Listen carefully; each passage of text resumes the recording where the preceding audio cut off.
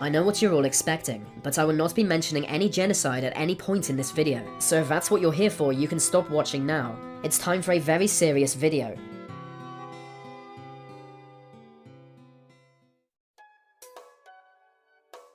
In 1895, there were just 2 cars in the state of Ohio, and these 2 cars, who had the entire state to themselves, crashed into each other.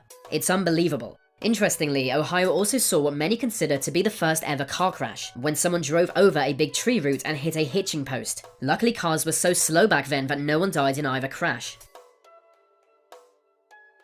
In 1979, the President of America was attacked by a giant rabbit. After going fishing alone in a swamp, he returned with a tale of absolute terror. While in the boat, a large swamp rabbit swam directly towards him as if it wanted to kill him. Carter had to scare it away by waving an oar at the bunny. The media soon dubbed the event a killer rabbit attack, and everyone was talking about how a rodent tried to kill the president. It's widely considered the most memorable event of Jimmy Carter's presidency, which must suck for him. Other presidents are remembered for boosting the economy or standing up to Soviet dictators. He's remembered for nearly getting JFK'd by a bunny rabbit.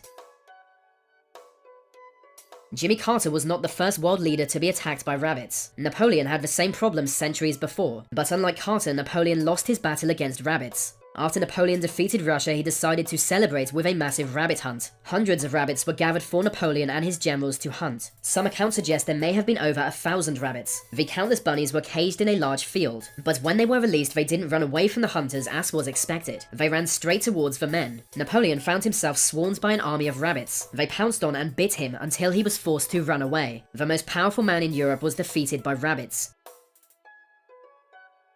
In the 1700s, one man attended his own funeral. He was Timothy Dexter, a man who became wealthy by stroke of pure luck. A ridiculous man, he made a name for himself selling stray cats and whale bones. He insisted on being called a lord despite not being one, and at one point faked his own death for no apparent reason. He secretly attended his own funeral, and later caned his wife for not crying enough. He had 40 statues of famous world leaders built at his home, and of himself, with an inscription proclaiming himself to be the Western world's greatest living philosopher.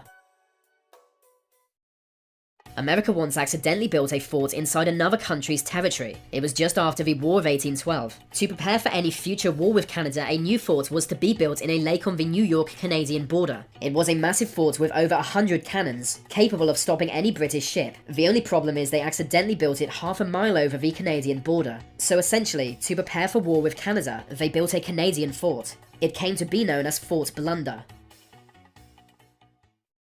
Henry of Champagne had my favourite death of any medieval king. He was the ruler of Jerusalem and therefore one of the world's most important men. But one day he tripped over a dwarf and fell out of a window. The dwarf tried to save him but also fell out of it, landing on the king. Neither survived. It's unclear whether Henry died from the fall or from the dwarf landing on him.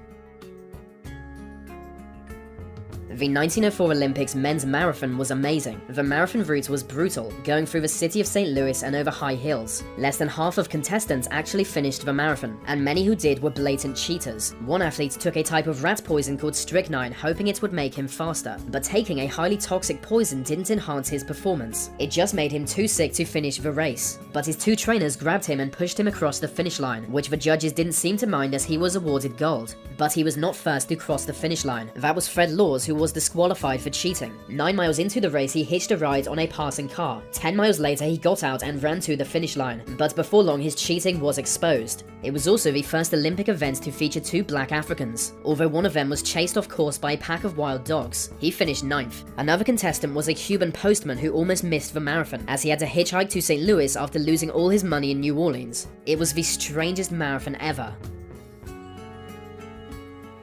In 1932, Australia went to war with emus. Emu are native to Australia. These ridiculous flightless birds are surprisingly hard to kill, and they basically do whatever they want. Emu became a problem in Australia's Campion district, where 20,000 of them were destroying farmlands with their big bird feet. In those days, Australia relied heavily on farming, so the government ordered a military operation against the emu. A small army was sent to gun down the birds with 10,000 rounds of ammunition, and so the first battle began. The men opened fire, but the emus somehow ran out of range before any of them were hit. Here's the problem. Whenever a mob of emus sense danger, they break into smaller groups and run in different directions. So they just kept escaping when shooting began, and those freaks are fast thanks to their massive legs. But humans had technology. Machine guns were mounted on trucks to chase down escaping emu people, but still the emu were too fast for the trucks.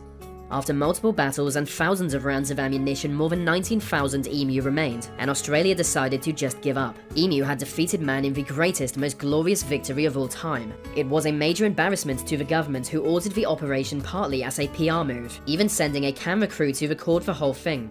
So yeah, emu. 1917 saw the most Russian thing possible. It was during the revolution. The Tsar's Winter Palace had just been stormed by Bolsheviks, meaning they were now free to establish the Soviet Union, but that would have to wait. They first had some celebrating to do. Inside the palace was the world's biggest wine cellar, holding almost $100 million worth of alcohol, so Bolshevik soldiers just began drinking it. Word spread and civilians also began raiding the cellar. There was so much wine that Russia's capital was full of drunk people for several weeks. This event is known as the biggest hangover in history. This isn't one single event, but I can't not include it. It's the entire military history of the nation of Liechtenstein. Liechtenstein is a tiny state in between Switzerland and Austria, so small most people don't know it exists. It doesn't have a military, and its last military action was in 1866. 1866 saw a war between Prussia and Austria. Of the 80 men Liechtenstein sent out to fight, 81 returned. Apparently, they brought back an Italian friend. They abolished their military soon after. But in 2007, Switzerland accidentally invaded Liechtenstein when a military unit got lost and crossed the border without realizing.